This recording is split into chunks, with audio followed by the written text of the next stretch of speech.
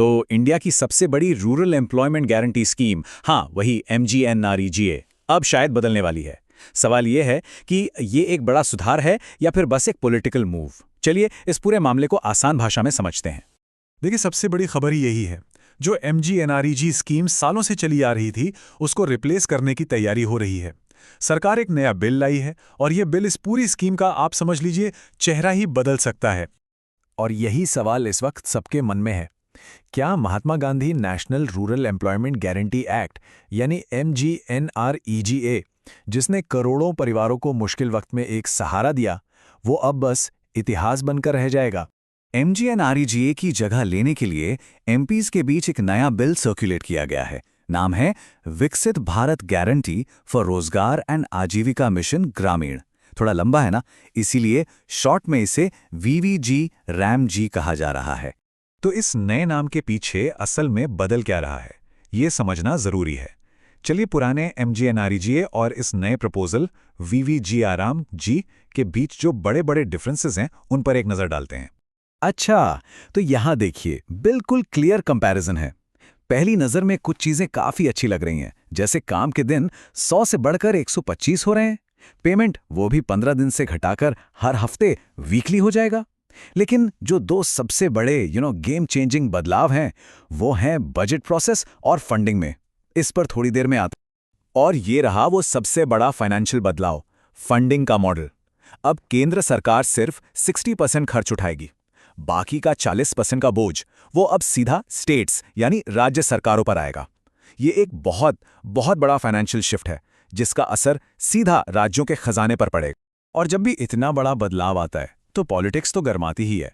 इन proposals ने, आप समझ लीजिए, पार्लियामेंट से लेकर सड़क तक एक नई बहस छेड़ दी है।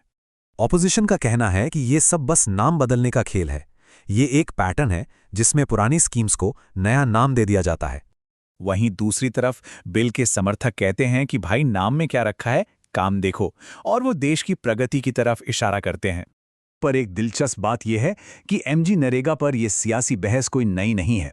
याद कीजिए, साल 2015 में प्रधानमंत्री मोदी ने खुद MGNREGA को पिछली सरकार की विफलताओं का जीता जागता स्मारक कहा था।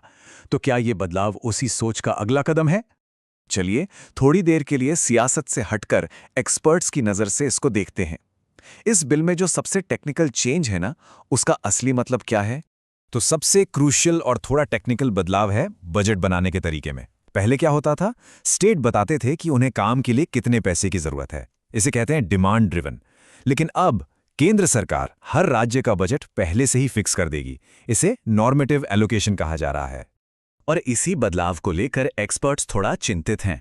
उनका सबसे बड़ा डर यह है कि सोचिए, अगर किसी स्टेट का फिक्स किया हुआ बजट समय से पहले ही खत्म हो गया तो फिर क्या होगा? क्या लोगों को काम मिलना बंद हो जाएगा? इससे तो काम का अधिकार यानी राइट टू वर्क का पूरा कॉन्सेप्ट ही खतरे में पड़ जाएगा। और हाँ, इससे सेंटर और स्टेट्स के बीच तनाव बढ़ने का भी पूरा रिस्क है। और यही सवाल हमें इस पूरी बहस की जड़ तक ले आता है। असल में ये एक सोच का, एक फिलॉसफी का बदलाव है। एक पॉलिसी एक्सपर्ट ने इस पूरी बहस को एक लाइन में क्या खूब समझाया है। सवाल ये है कि रोजगार एक हक है या सरकार की मेहरबानी? MGNREGA इसे एक हक मानता था, पर क्या नया सिस्टम इस अप्रोच को ही बदलकर रख देगा? तो पूरी कहानी का निचोड़ यही है। एक सीधा सा ट्रेड ऑफ हमारे सामने है। एक तरफ काम के दिन 100 से बढ़कर 125 हो रहे हैं, लेकिन दूसरी तरफ राज्यों पर 40% खर्च का बोझ डाला जा रहा है और उन्हें एक फिक्स्ड बजट के अंदर ही काम करना होगा। सवाल यह है कि क्या यह सौदा फायदेमंद है? और आखिर में यही सवाल बच जाता है, भारत में गारंटीड रोजगार का फ्यूचर क्या है? क्या हम काम के कुछ ज्यादा दिनों के लिए अपने अधिकारों से समझौता करने जा रहे हैं? ये एक बड़ा सवाल है जिसका जवाब आने वाला वक्त ही देगा।